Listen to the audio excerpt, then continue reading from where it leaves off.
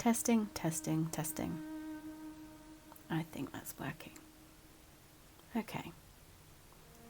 This is the recording and findings of Archivist Kayleigh on the 20th of September 2003, case number 37861.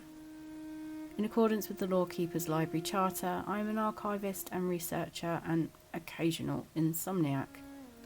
May the ink hold and the seal guide us. These are the accounts of the nights I spent alone in the library. I keep records the way some people keep dreams, quietly, carefully, and as if they might vanish if someone spoke them too loudly. Apologies to the elders if I get too flowery and imagery-like with language, but I do prefer a little bit of humanity in this dark and creepy world, so a listener of the report can really see what I have seen. Tonight I'm searching for something that doesn't quite like to be found, a legend buried beneath lullabies and bedtime stories passed down by parents who never asked where it came from.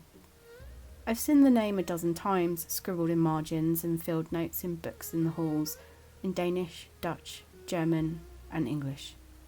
Always the same pattern, dust on the pillow. Eyes that won't quite open. A visitor who only comes when the house goes still. They seem to call him by many names, and the library keeps them all, pressed between pages, waiting for someone curious enough to turn the right one over. What follows are my findings, my notes, and what the library chose to show me when I looked for what waits between waking and asleep. This is the Lorekeepers Library, and tonight we open the file marked only with his shadow.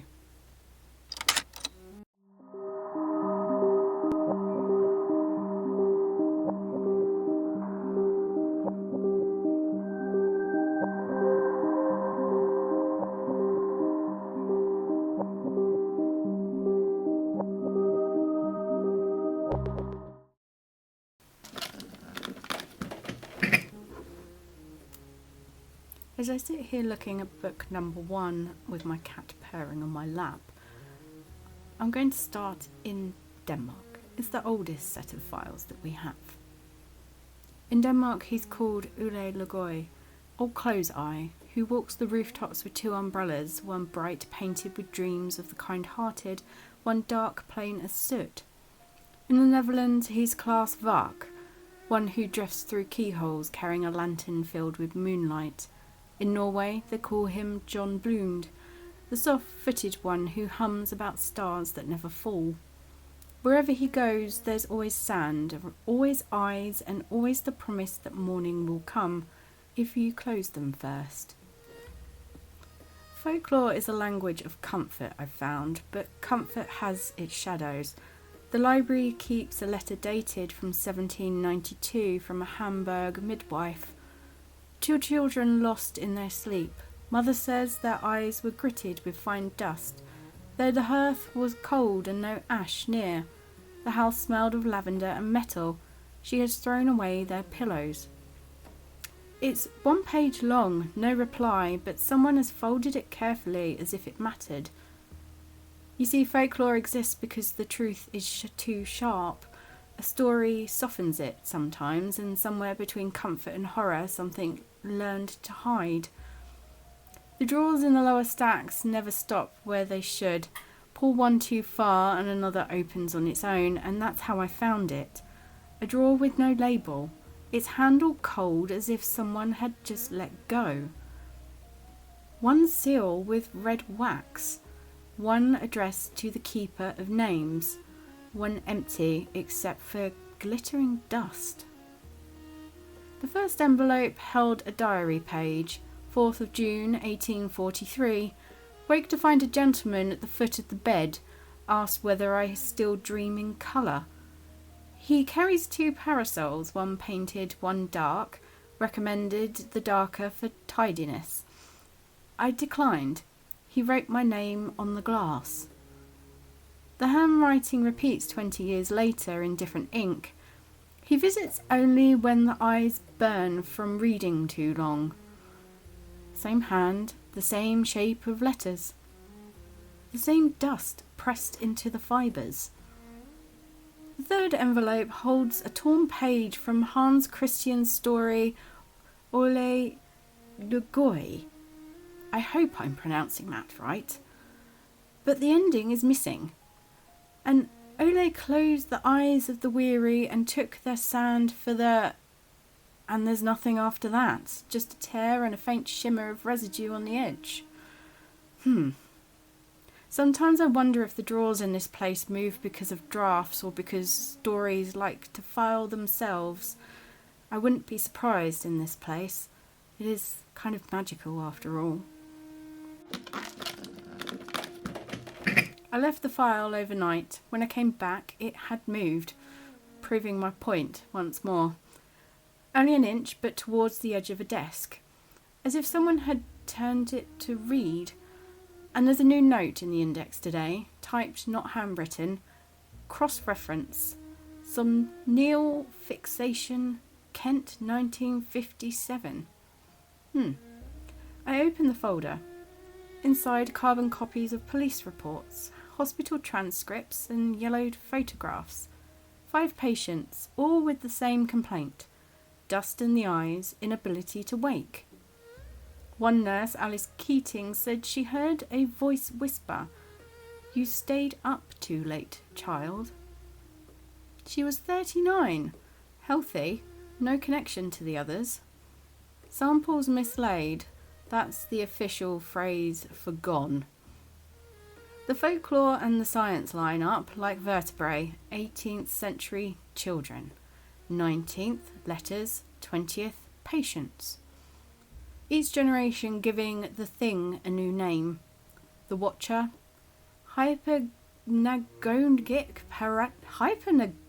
paralysis? Hypernagogic paralysis. Yeah, I'm not a doctor. The intruder phenomenon, now that sounds more interesting. But the shape doesn't change, always the same pattern, always the dust.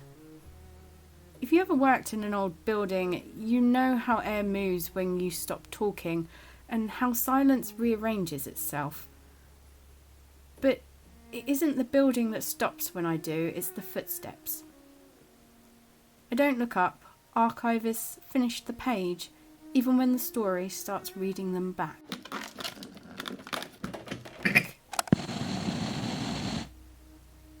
I always check my recordings before I leave. The tape breathes, you see, a rhythm that isn't mine. Then under the static, a voice. "Too late, child." I rewind again, in haste, and it's gone. E.T.A. Hoffmann wrote Der Sandman in 1816, a man haunted by the one who throws sand in child's eyes until they bleed, feeding those eyes to his children on the moon. Freud later called it the uncanny. That creeping dread when the familiar turns wrong.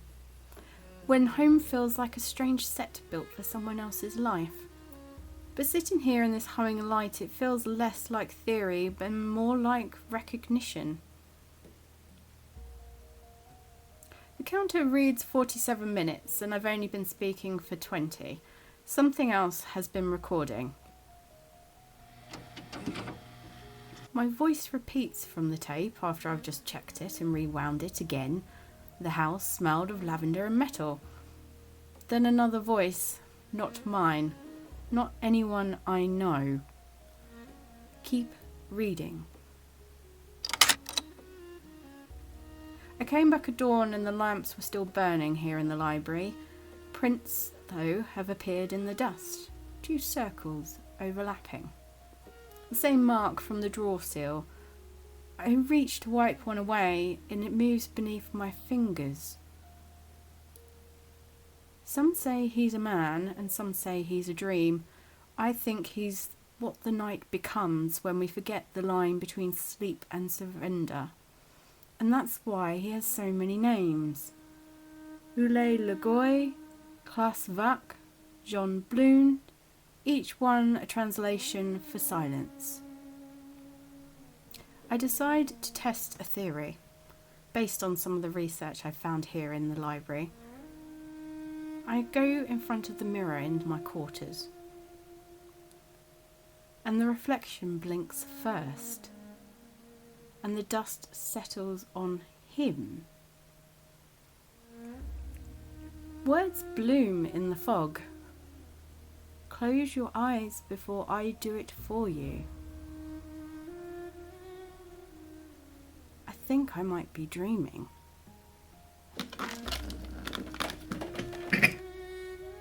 Good morning.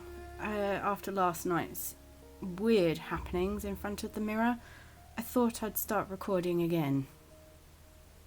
Some stories end when you close a book, and others wait for you to blink. So I think I'll file this one where it belongs, under Somnus. But if you wake tomorrow with dust on your pillow, remember, someone has had to choose which umbrella to open. Sometimes when the archives go quiet, you can almost believe the stories have gone back to sleep. But they never really do. You see, they just wait for someone curious enough to brush away the dust. And tonight we followed that dust. We followed a legend that wears many names. But I'm going to give him a new one. The Sandman. The keeper of dreams and perhaps something more.